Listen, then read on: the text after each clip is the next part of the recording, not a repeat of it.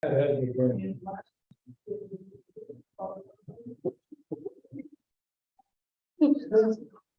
the first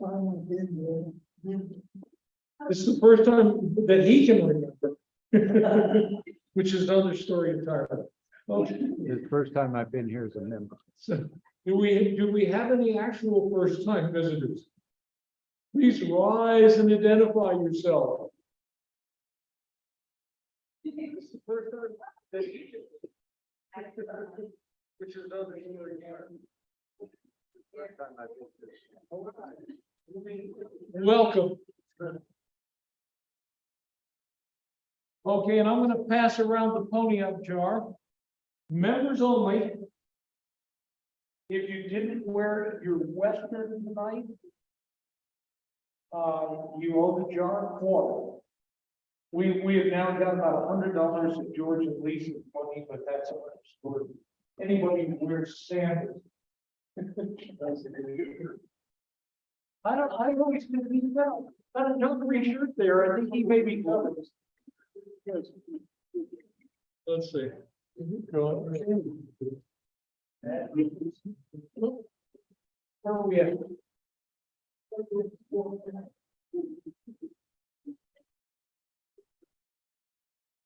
Did you put in the antenna?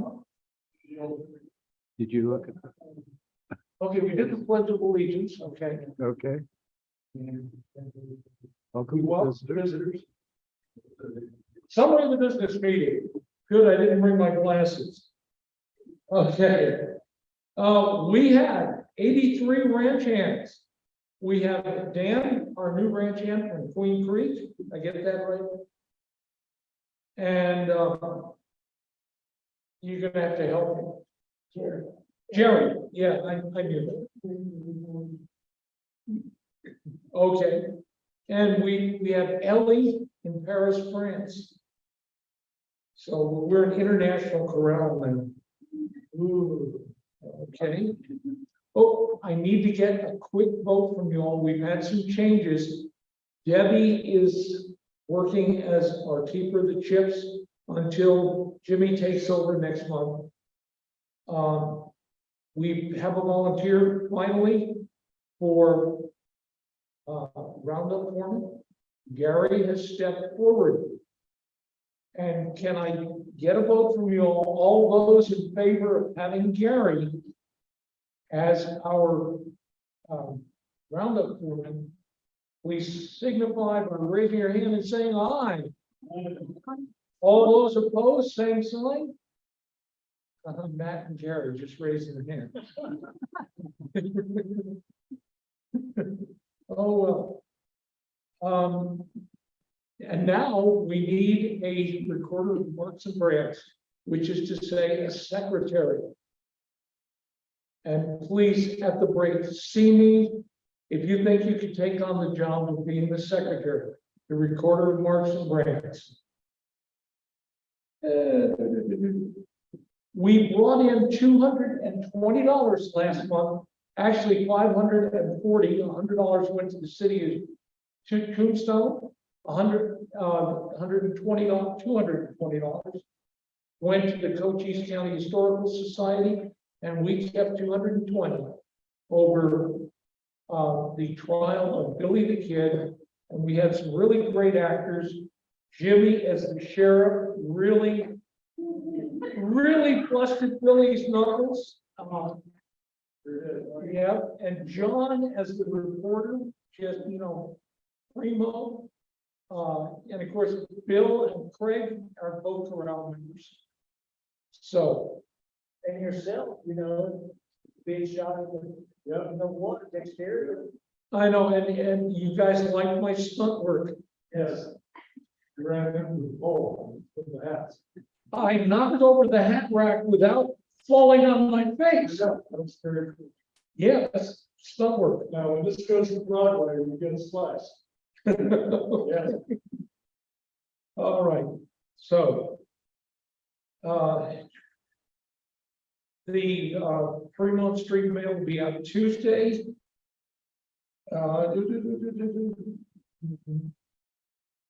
looking at the other things on here. wasn't really a very, oh, I would like to get a vote from you all. We are sponsoring the first annual Tombstone Festival of Western Books on March 1st, a Wednesday. It'll be right here in Sheepland Hall. We're inviting in some big names to speak. We're going to have local authors and others come in and sell books. We're not trying to make any money off it. We're charging $25 from the authors, basically to pay for advertising and expenses. Like if we buy Bob Boat's bells, lunch. Yeah. You know, so This is gonna be a big thing for my city of Tombstone, to actually have a book fair. I don't think we've ever done anything like that. We want to work down here. We want to be- we can laugh at 50. So it'll start at 10 o'clock in the morning and run at least until 6 in the evening. It's one of those things where you can pop in and out. Okay. Looks at Eagles at night, it means, wishing to buy a seat in the morning to draw autograph again.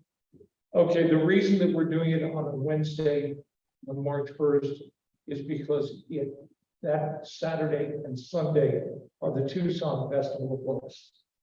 And a lot of the big name authors that we're getting are folks who are coming in for that festival. So all those in favor of sponsoring the first annual Tombstone Festival of Western Books, so signify by saying aye, raising your hand. All those opposed, same sign. Even Matt didn't, Jim. Could you get a public service announcement on some of the TV stations in Yes. Tucson? Chris Enns, one of the speakers, is going to get us some big time announcements. And the city of Tombstone, we will put this on our TV spots that we do on two stations from Phoenix to El Paso. It'll be a small thing, but we'll still get out there. Okay, with that, I'm going to get out of the way. And what comes next?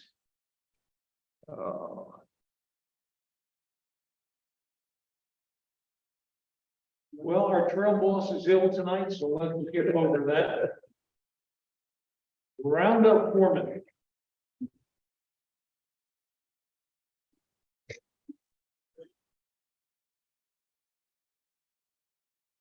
Hello, everybody. In January, Craig McEwen is going to talk about or show us, I don't know which it is, Cochise County's Sundown, a silent film from 1924. And I haven't got anybody yet for February, but Sophie Smith is supposed to come in March. So I've got to get back in touch with him, but I have not yet, but I'm going to get in touch with him soon. I think we've got Dan for March, Okay, Dan for March, or was it February? February, February. Okay, Dan Hobb for February. Thank you, Dan. Because what will you be talking about? Mormon 10. What is it? Mormon Battalion. Oh, he's going to talk about the Mormon Battalion. That'll be nice. Thank you. Be February. Yeah. And that's it for me, because after this, we're going to be here.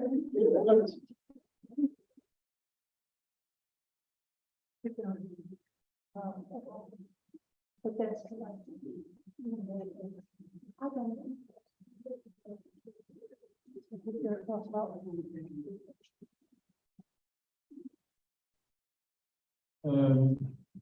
know. the 9th and the 10th, 11th, that weekend, we're gonna have a light parade here in Tombstone. There's gonna be a Victorian Christmas at the old courthouse at State Park. Stuff in the park, candy cane hunt for kids, stuff like that. The courthouse is gonna be free in the day, charging $5 a night. And sadly, they will not let Sonny Quatchen go in there with her cameo ladies and serve hot chocolate and apple cider. Oh, well, but they're gonna have a really nice Victorian Christmas. And the light parade's always okay.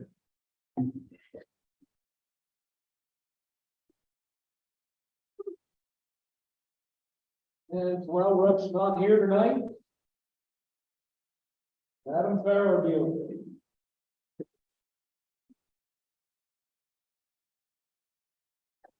Doug and I belong to a couple of different organizations, and we wanted to show you the magazines that we belong to these organizations, get some great information and history. Museum of the First Grade Quarterly is one of them, and by the way, I have all the membership information. And then there's the Quarterly Journal of the Oregon California Trails Association. It has lots of wonderful articles also in it. One of them is the Long Path of the Oregon National Historic Trail. And Ezra Meeker on the Oregon Trail in 1852, a lot of great articles, and this one is enjoying. Now, Desert Tracks is part of the Oregon California Trails Association, but it's of the Southern Trails chapter that Doug belongs to. And this has a wonderful articles in here. One is a view on the Gila River and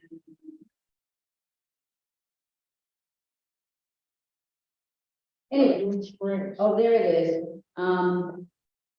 Mystery of the Four Rock Cairns at Dragon Spring by Gerald Ander, who's a member of this trail and has done several talks on the Butterfield Trail. And also other articles. And the last one is Wagon Trails. This is also from the Santa Fe Trail Association, which we belong to. And some of the, one of the articles is the ancestors on the trail, Marion Sloan Russell and Clark Francis Loge, and the first printing press in New Mexico. Anyway, if anyone's interested in joining these, I have the membership applications inside the magazines. And even if you don't go to any of the meetings, their magazines are really great for this thing.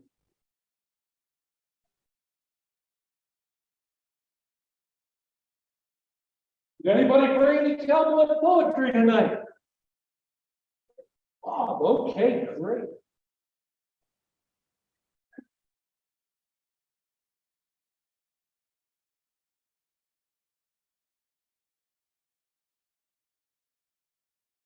This one's called The Christmas Wish.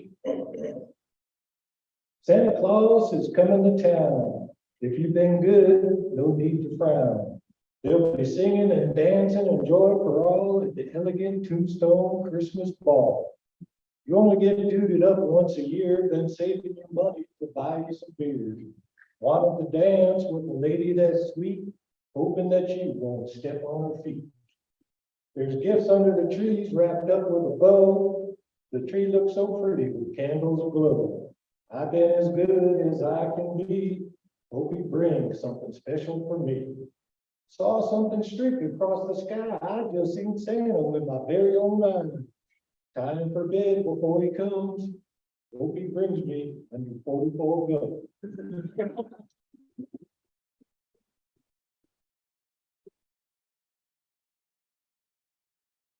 There's another one.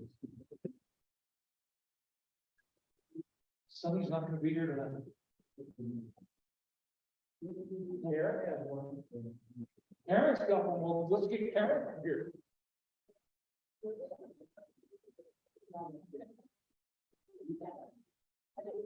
Even right here. Evening. Thank you for all coming tonight to enjoy our Christmas holiday get together. The name of this one is called Wintering In. 'Tis the day before Christmas. Now you're all alone. You're wintering at a line camp, the place you now call home. Whole sky is black and stormy. Snow is sure to fall. Cold winds whistle round outside as you hear the coyotes call. The fire snaps and crackles in the fireplace in the room. Shadows dance and flicker now that night has brought its gloom. Christmas Eve should be a night that's filled with joy. You remember all those eves when you were just a boy. A tree with lights and candles, stockings hung with care. A mother and a sister, you can see their faces bare. How long ago has it been that you've begun to roam? Now you're at a line camp, so far, far from home. Snow's now falling silently, quickly covering the cold, cold ground. You hear the horses snorting as they move and mill around. 'Tis midnight now on Christmas Eve, according to the clock. The storm has died and silence grips. The land is frozen lock. You step outside and look towards the eastern sky to gaze upon a star that twinkled there so high. A cowboy's life ain't easy, a home guard you've never been. So quit your feeling sad and wish peace on earth, goodwill to men.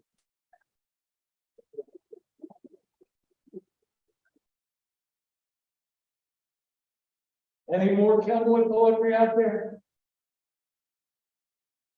Okay. 1 minute history. Well, if you haven't got it, I have. Okay. Real quick thing here.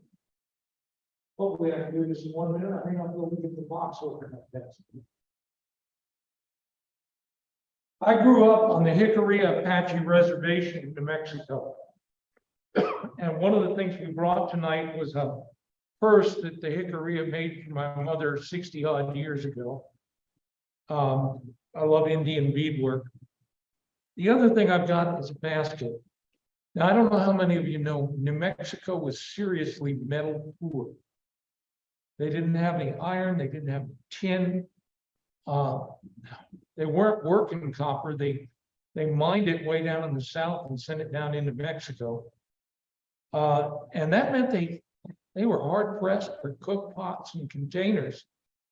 The Hickory were Plains Apache. They lived in teepees, they hunted buffalo. They owned the last third of the Santa Fe Trail, whether you went by the Cimarron Cutoff or the Mountain Branch. And they were in and among the Mexican villages. So they were an important part of the trade. The Mexicans were buying baskets like this. The other thing that was really important for the trade, like I said, if I can get the box open, was their pottery. Their pottery was micaceous, which means it had mica in it. You can see it sparkling here. Mica has an interesting effect. It spreads heat. Where anyone else's pottery, if you exposed it to a direct flame, would crack. The micaceous pottery can handle direct heat. And so this was a very important part of both the Hickory economy and the economy in New Mexico, selling Hickory pots. The Hickory will tell you that their name means little basket maker, but if you check out the Spanish, you'll find out that a jicaro is actually a pot. And a jicaria would be a little pot. So that's my 1 minute history.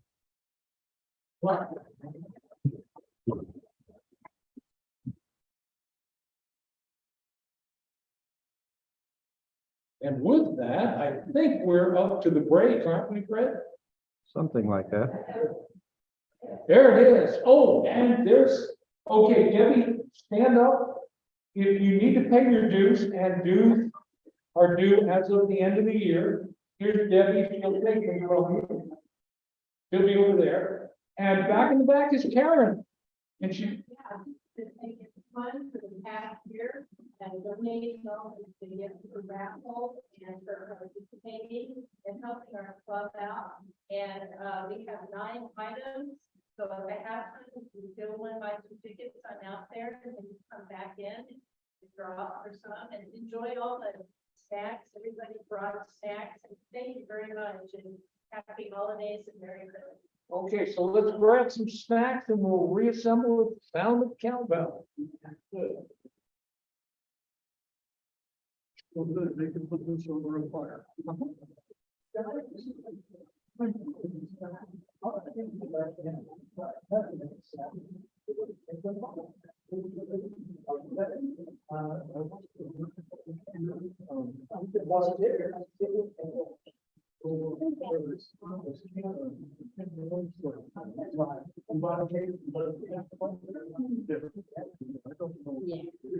This Saturday.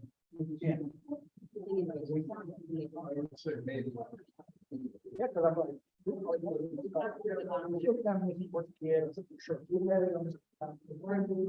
year and just dance the ball team. The lady there. Oh my God. But it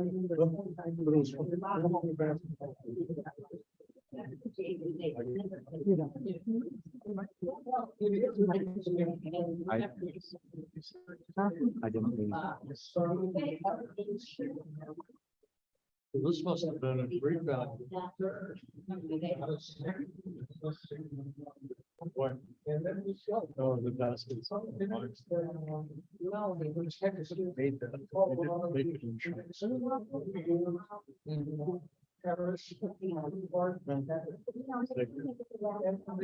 all go on the stage. If one. Okay, I will look for like one. Those are way. How many years before I get them? Okay, okay, what's the matter with you? I'll give you that thing now.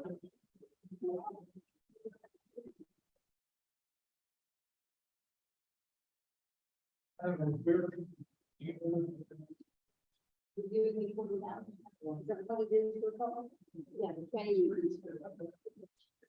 the 20.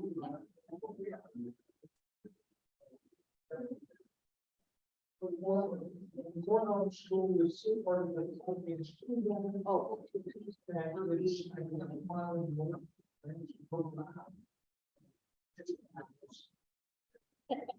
And that's.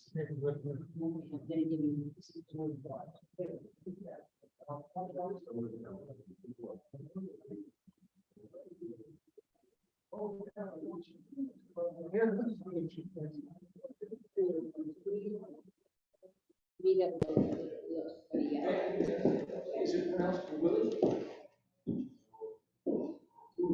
Booming, okay.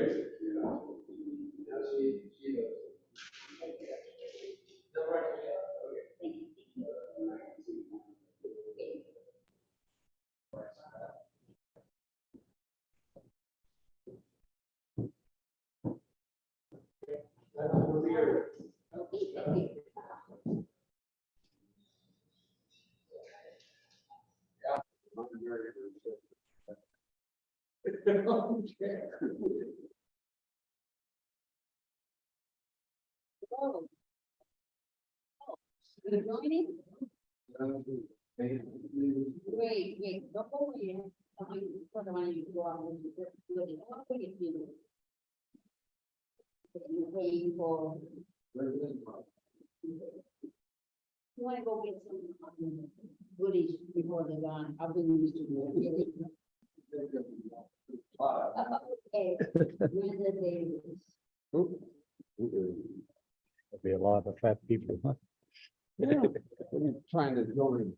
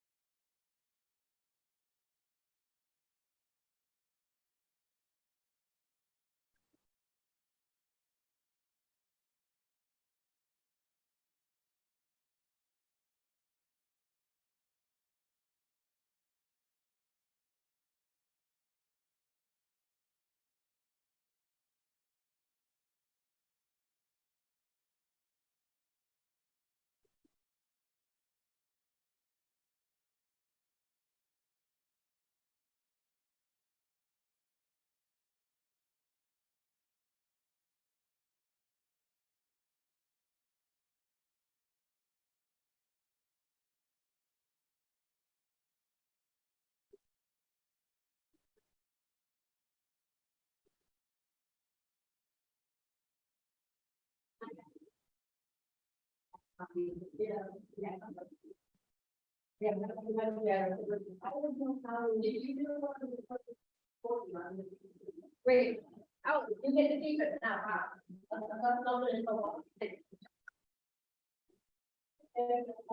Okay, I'm filming here.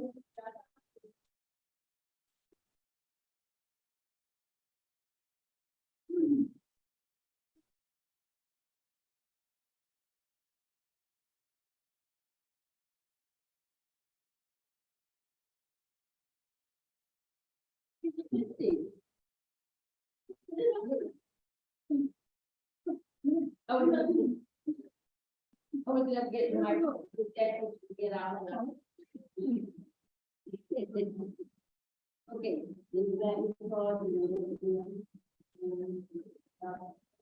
Okay, great. I don't know about change. Good, thank you, thank you.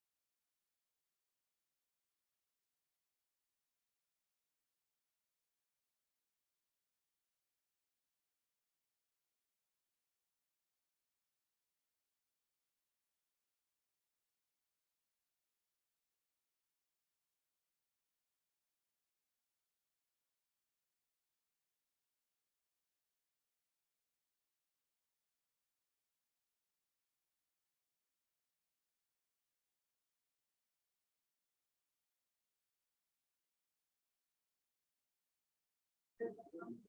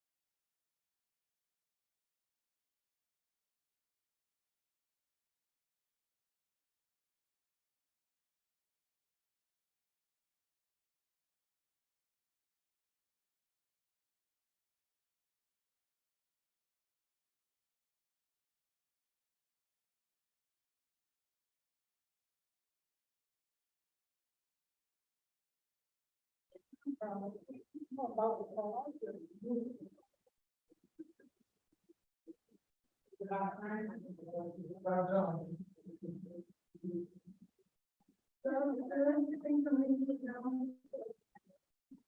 Who knows? Figure out there.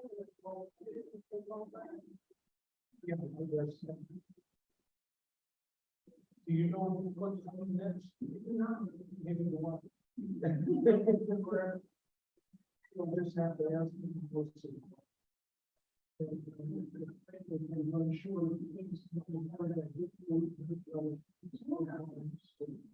We're not gonna- no. We're making it the way we do it. Yeah.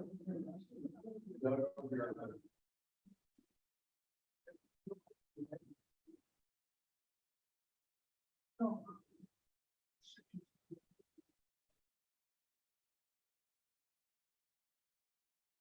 Yeah.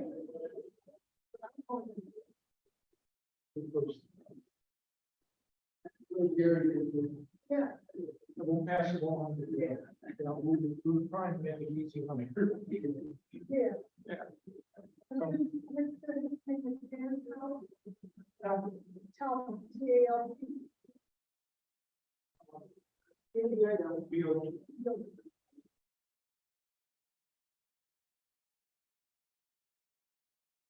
Well, they're having such a good time, I don't know what to do, maybe you keep it out there.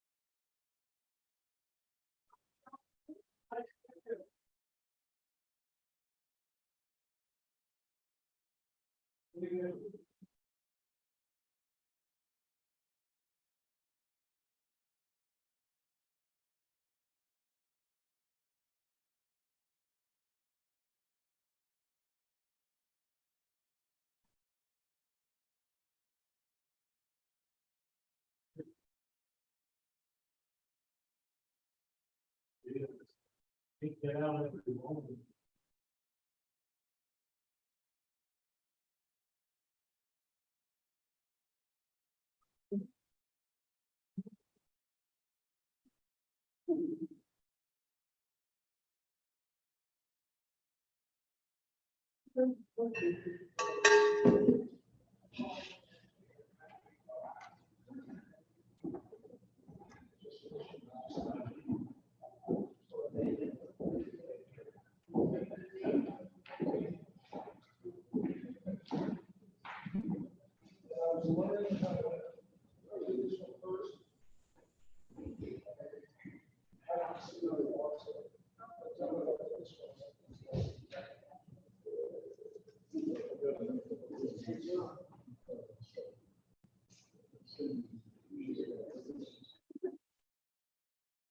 You can bring Cindy up. It's also. Appreciate it. So what do we have going on now? Are people going to be standing here to present? I don't know. I think Doug's gonna be our one percent. Hope not. Because Matt, you brought something tonight, didn't you? Okay. All right, good. And, Okay, and with that. Okay, Cindy, you have an announcement about what's coming in Tombstone, right? Come on up. Well, tell me about it. Yeah, nobody else. John, I would be here. So for what I know about, for what I know about it, the Christmas ball in Tombstone is on December the 10th. And do you know where to? The phone number, since you closed, there's a phone number. Okay, You keep talking, I'll tell you what it is. so if you're interested in tickets, see Jimmy, he's got a phone number. Tickets are $20 per couple, Yep. correct? Okay, and it's here in this building on the. Get tickets at the door. I have no idea. The one again, Yes. Okay, it says dancing and mingling, 7 to 10, doors open to 6, refreshments will be available, an adult fair, no kids.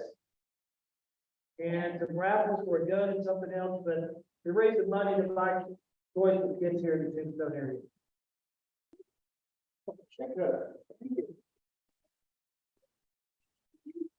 Thanks out here.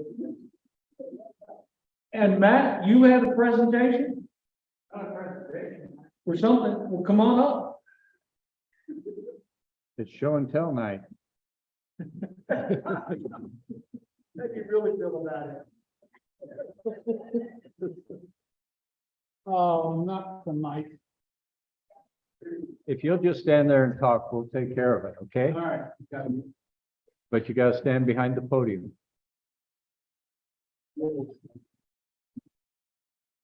No, I had, I bring these in every year. Some of you have seen that these are antiques from my mother. My family's. I just brought them in, take a look at them if you want. My grandfather was a diamond broker in Perth. Back the family came from there. He had 9 kids in this family. And when they came from Perth to England, my stadium out of them. Yep. That's where they moved from. And he continued his brokerage for quite a few years.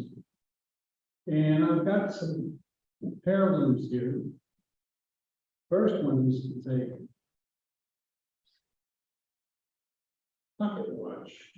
My father got way back in, I think it's dated 1927, somewhere there. But it's been in the family for a long time. Wish they were real. And it still keeps time. I took it at that 8-weight. Not be doggone, it's time. The timing is perfect. It's long jeans. And I didn't know about it, that he engraved it with my name on it. He must have done that 30 years ago. But I have it here with me. And I have a few other things that, not sure, I can't read it anymore. Really, I got glasses on. But anyway, these are special, I don't know if they're United States or. Anyway, at some points. And then I have a few others. that I'm keeping.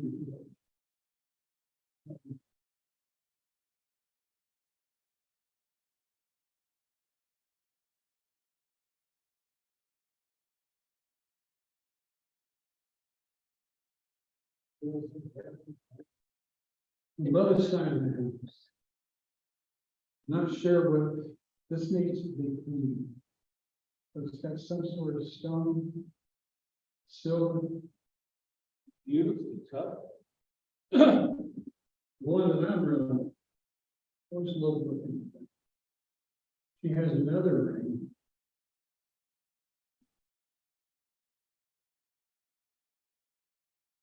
This is actually a watch. Watch with diamonds and gems. I don't know, I had it open for. But anyway, we've got a few pieces of jewelry in the family that I keep. And they're all watches of some sort, like this one right here. Now they got the new movements in there and everything else, I don't know. Anyway, I bought these in, I bring them in every year, and I bring a table. You've seen the table.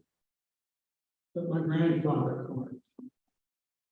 And that's what I got, and that's what I showed. So, anybody else got something to show? Yeah. Oh, okay. Now you can look at these after we get to the. What precious? Yeah. Just like me. Yeah, okay, all right. It's all yours. Thank you. I do tourism for the city of Tombstone. We got writers, journalists, travel agents coming here. And when they come here, all they want to do is wire the gunfight. And I say, no, let's talk about silver. This is what my town is all about. This is an 1884 silver dollar. This metal came from the Goodnut mine or the Tough Nut, right down at the end of 4th and 5th Street. The silver that they got in the mines went through the smelters in the first silver boom down there in Charleston, the Millville.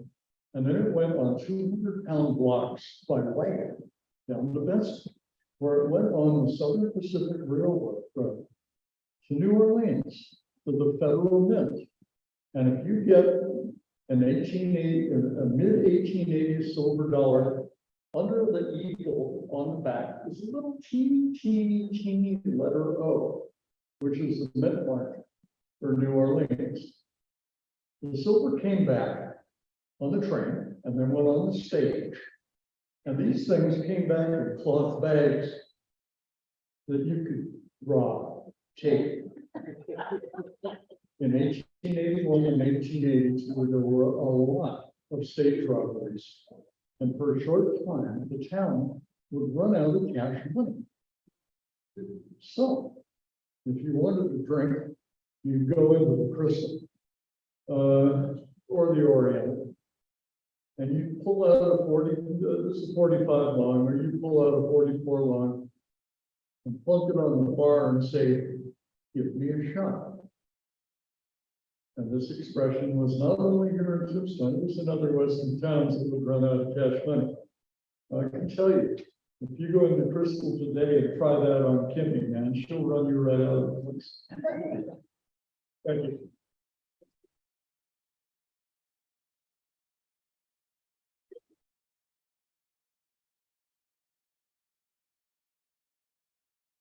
You know, Debbie talked about the Journal of the Fur Trade, and that fellow really covers the whole fur trade, which basically begins when Henry Hudson arrives. Excuse me. And continues. Canada wasn't a country for a long time. Excuse me. The Northwest Company and the Hudson Bay Company had huge sections of Canada that they ran, and they had their own police, their own army, and their own traders out there. And they didn't really get Canada organized into any kind of country till the 1870s. Well, anyway, that little journal covers all that. And I've always thought that pipes like this, and this is a real pipe, were almost a fantasy. But that magazine covers archaeology, and he's showing people digging these things up at the sites of trading posts. And so they're real. Now, growing up on the res, one of the things I learned was beating and woodworking.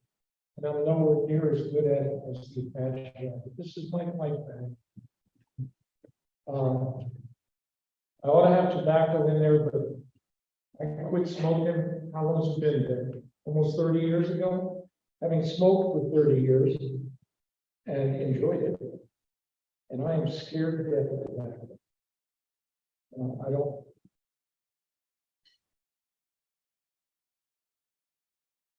I couldn't carry it here. If I did, I would probably smoke it. No kidding. And there we go. And that's how the chiefs carry their pipes, with the pipe holes separate. And this is another, common sort of thing, and another, it draws. So he's pipe, and I'll leave these on the table. Dr. Tom Jeffers had spoke that when he was making deals with The Apaches down here would probably have passed around cigars. The Catlinite came from yes, the Florida in Minnesota. up in Minnesota, right, in Sioux Country. And that was soft enough to carve into pipes. And apart from pipes like this, most of the pipes were Catlinite. And you can guess who that's named for. Of course.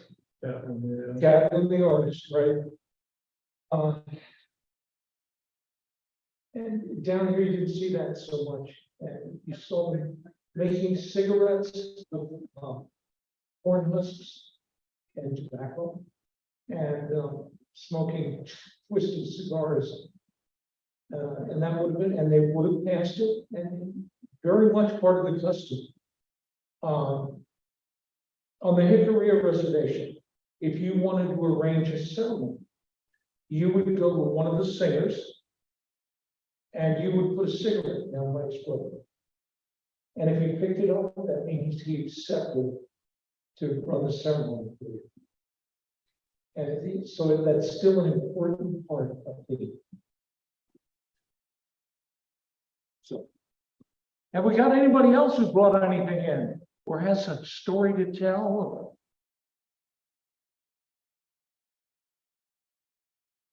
Well, we could all go out and enjoy the snacks. Oh, yeah. It would take a couple of minutes to set up, but we have the raffle. Come on up, let's do the raffle. Oh, by the way, this is the other part, Mike. Just finished these. Wow. Yeah, and they're made to the exact pattern of the custard board, a little bigger. Really? No. Oh, beautiful. Are you gonna leave them here so big? Yeah, I'll leave them here so people can see them. Okay. Did you make that? Excuse me? You make that? Yes.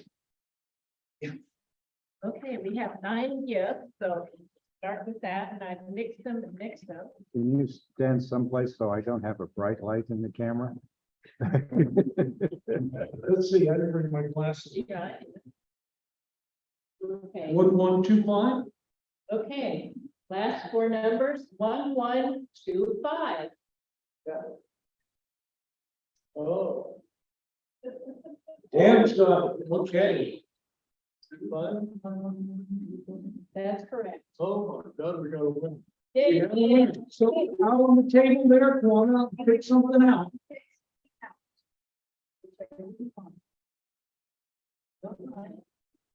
I'll take your ticket.